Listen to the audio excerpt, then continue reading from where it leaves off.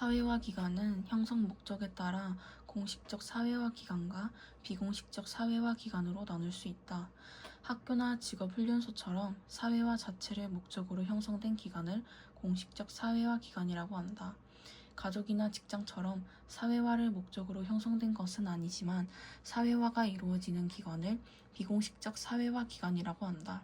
한편 개인의 인성에 영향을 미치는 정도나 사회화의 내용에 따라 1차적 사회화 기관과 2차적 사회화 기관으로도 구분할 수 있다.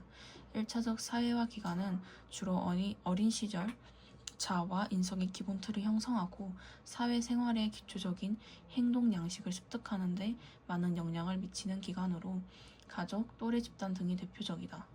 2차적 사회화 기관은 전문적인 지식과 정보 등을 사회화하는 기관으로 학교, 직장, 대중매체 등이 대표적이다. 사회적 지위란 무엇일까? 우리는 사회화를 통해 우리가 사회에서 차지하는 위치와 그 위치에 따라 요구되는 행동 양식을 학습한다. 개인이 사회 속에서 차지하는 위치를 사회적 지위라고 한다. 사람들은 동시에 여러 가지 지위를 가진다. 이는 개인이 속한 집단 및 다른 사람들과의 사회적 관계 속에서 다양한 사회적 지위가 설정되기 때문이다. 또 사회적 지위는 개인의 사회적 정체성을 형성하고 다른 사람들과의 상호작용에 영향을 미친다. 사회적 지위에는 귀속 지위와 성취 지위가 있다. 귀속 지위는 남자와 여자, 장녀와 막내 아들처럼 개인의 의지나 노력과 상관없이 선천적으로 주어진 것이고, 성취 지위는 어머니와 아버지, 대학생, 운동선수처럼 개인의 의지와 노력을 통해 후천적으로 획득한 것이다.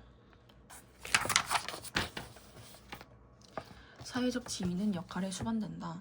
역할이란 지위에 따라 사회적으로 기대하는 행동 양식을 말한다. 일반적으로 부모라는 지위에는 자녀를 돌보는 역할이 기대된다.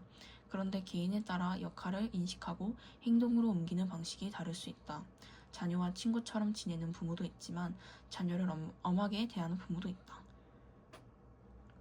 이처럼 개인이 사회적 역할을 실제로 수행하는 방식을 역할 행동으로 또는 역할 수행이라고 한다. 사회는 개인의 역할 행동이 사회적 기대에 맞게 이루어질 수 있도록 다양한 보상과 제재를 활용한다. 역할 활동이 잘 이루어졌을 때는 보상이 주어지지만 기대하는 바를 수행하지 못한 경우에는 제재가 가해진다. 개인의 사회적 지위가 다양한 만큼 그에 따라 사회적 역할도 다양하다. 한 개인이 동시에 두 가지 이상의 서로 다른 지위에 따른 역할을 수행하고자 할 때 역할 간의 충돌이 발생하는 것을 역할 갈등이라고 한다. 한편 하나의 지위에 서로 다른 역할이 기대될 땐 이들 사이에 충돌이 발생하기도 하는데 이를 역할 긴장이라고 한다. 사회가 다원화되고 개인의 사회적 지위가 다양해지면서 개인은 더 많은 역할 갈등을 경험하게 된다. 역할 갈등을 원만하게 해결하지 못할 경우 개인은 커다란 심리적 부담을 느끼거나 사회적으로 잘못된 판단과 행동을 할 수 있다. 역할 갈등을 원만하게 해결하기 위해 개인적으로는 역할의 우선순위를 정하여 더 중요한 역할을 선택할 수 있다. 예를 들어 어린 자녀를 키우면서 직장 생활을 하는 부모는 자녀 양육에 집중하기 위해 일정 기간 동안 휴직을 하여 역할 갈등을 해결할 수도 있다. 사회적으로는 사회 구성원들이 역할 갈등을 겪지 않도록 예방하고 지원하는 제도나 시설을 마련해야 한다. 예를 들어 법관이 소송 당사자와 인간관계나 이해관계로 얽혀 있어서 불공정한 재판을 할 우려가 있을 때 재판에서 해당 법관을 배제하거나 스스로 재판을 회피할 수 있어야 한다. 이처럼 공적 업무를 수행할 때 역할 갈등 때문에 잘못된 판단이나 행동을 할 가능성을 방지하는 다양한 제도를 마련해야 한다.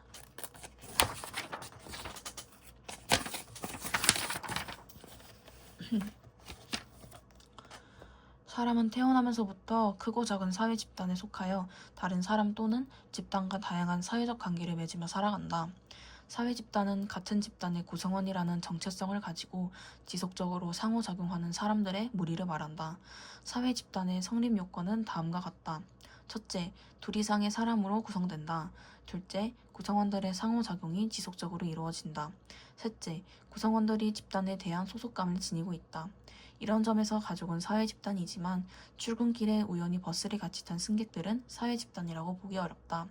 사회 집단은 개인과 더불어 사회의 중요한 구성 요소로서 개인의 정체성 형성에도 큰 영향을 미친다. 어떤 사회 집단과 어떤 관계를 맺느냐에 따라 개인의 자아와 인성이 다르게 형성될 수 있기 때문이다. 또 개인은 사회 집단을 중심으로 다른 사회 구성원과 상호작용을 하기도 한다.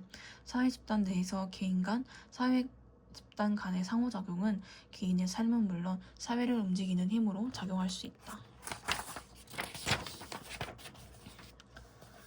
사회 집단은 구성원 간의 접촉 방식과 친밀도에 따라 1차 집단과 2차 집단으로 구분할 수 있다. 1차 집단은 구성원들이 대체로 장기간 직접 접촉하며 친밀한 관계를 형성하는 전인격적인 집단으로 가족이 이에 해당한다. 1차 집단은 대체로 규모가 작고 개인의 자은 및 정체성 형성에 큰 영향을 주는 집단으로 구성원 간의 인간관계 그 자체를 목적으로 한다. 2차 집단은 1차 집단과 달리 구성원들이 간접적이고 부분적으로 접촉하며 상호 친밀감이 약한 집단으로 회사, 학교, 정당 등이 이에 해당한다. 2차 집단은 대체로 규모가 크고 특정 이익이나 목적을 달성하기 위해 만들어진 집단으로 구성원 간의 인간관계가 수단적이고 형식적이다. 사회 집단은 구성원의 결합 의지에 따라 공동체와 결사체로 구분할 수 있다. 공동체는 인간의 본질적이고 자연적인 의지에 따라 자연 발생적으로 형성된 집단으로 가족, 친족, 전통적인 촌락 공동체 등이 이에 속한다. 공동체에서 구성원 간의 관계는 친밀하고 정서적이며 상호 신뢰와 협동심이 강하다. 결사체는 인간의 합리적이고 선택적인 의지에 따라 특정 목적을 위해 의도적으로 만들어진 사회 집단으로 회사, 학교, 정당 등이 이에 속한다. 공식적인 계약과 규칙에 따라 운영되는 결사체에서 구성원 간의 관계는 타산적이고 목표 지향적이다. 사회 집단은 소속감을 기준으로 내 집단과 외 집단으로 구분할 수 있다. 내 집단은 개인이 소속되어 있으며 소속감을 느끼고 있는 집단이다. 내 집단 구성원들은 우리라는 강한 동질감을 갖고 서로에 대해 동료애와 유대감을 느낀다. 이와 달리 개인이 소속되어 있지 않으면서 소속감을 느끼지 못하는 집단을 외집단이라고 한다. 외집단은 우리와는 다른 타자들의 집단으로 여겨지며 이질감이 넘어 종종 경쟁이나 적대감의 대상이 된다. 이런 점에서 내 집단을 우리 집단, 외 집단을 그들 집단이라고 부르기도 한다. 내 집단과 외 집단의 경계와 범위는 상황에 따라 달라질 수 있다. 내 집단에 대한 강한 정체감은 구성원의 결속력을 강화하여 집단이 발전하고 위기를 극복하는 원천으로 작용할 수도 있지만 외 집단에 대한 부정적이고 배타적인 태도로 이어져 사회 통합을 저해할 수도 있다. 특히 내 집단이 권력을 가진 경우 이를 바탕으로 다른 외 집단에 대한 편견이나 차별을 정당화하거나 다른 집단과의 분리나 긴장을 초래하기도 한다.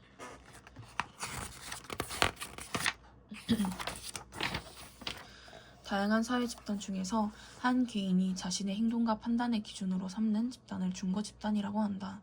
예를 들어 우리는 어떤 행동을 할 때 가족, 또래 집단, 직장 등을 떠올리며 그 집단의 구성원이 자신의 행동을 어떻게 평가할지 미리 생각해 볼 때가 있다.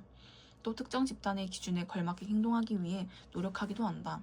이처럼 중거 집단은 개인에게 생각이나 행동의 옳고 그름을 판단하는 지침을 제공함으로써 개인의 삶에 큰 영향을 미친다.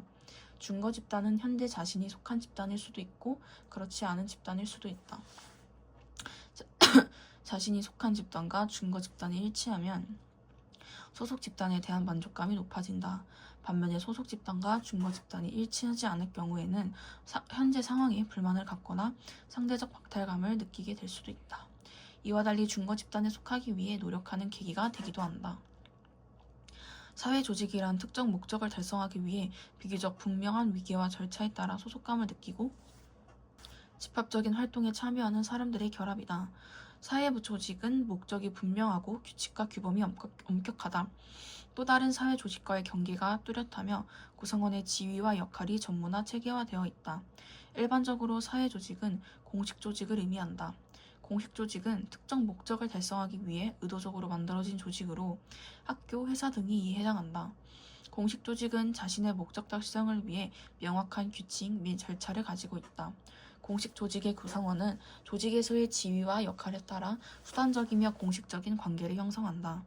이와 달리 비공식 조직은 공식 조직 내에서 구성원들이 친밀한 인간관계를 바탕으로 서로 상호작용을 하며 형성된 것이다.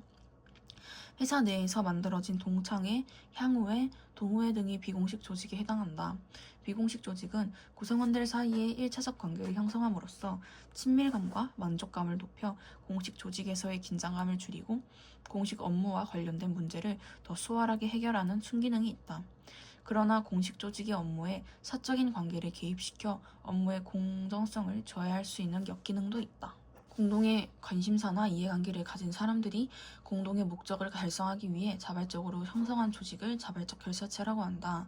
자발적 결사체는 동호회나 향후회처럼 구성원의 취미나 친목에 관심을 두는 친목 집단, 다양한 직업 집단처럼 특정 집단의 이익을 증진하고자 하는 이익 집단, 환경단체나 소비자단체처럼 사회 문제 해결이나 사회 정의 등에 관심을 두는 시민단체 등이 있다.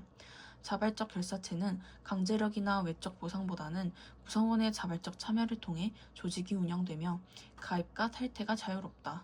또 조직의 목표에 대한 구성원들의 신념이 뚜렷하고 조직 활동에 적극 참여한다. 현대사회가 다원화되어 직업, 계층, 관심 등이 다양해지고 사회 참여 욕구가 증대되면서 자발적 결사체의 역할이 커지고 있다. 자발적 결사체는 사회의 다원화에 기여할 수 있다는 점에서 긍정적이지만 지나치게 배타적이거나 자기 집단의 이익만을 추구할 경우 사회 통합을 저해할 수 있다는 문제점이 있다.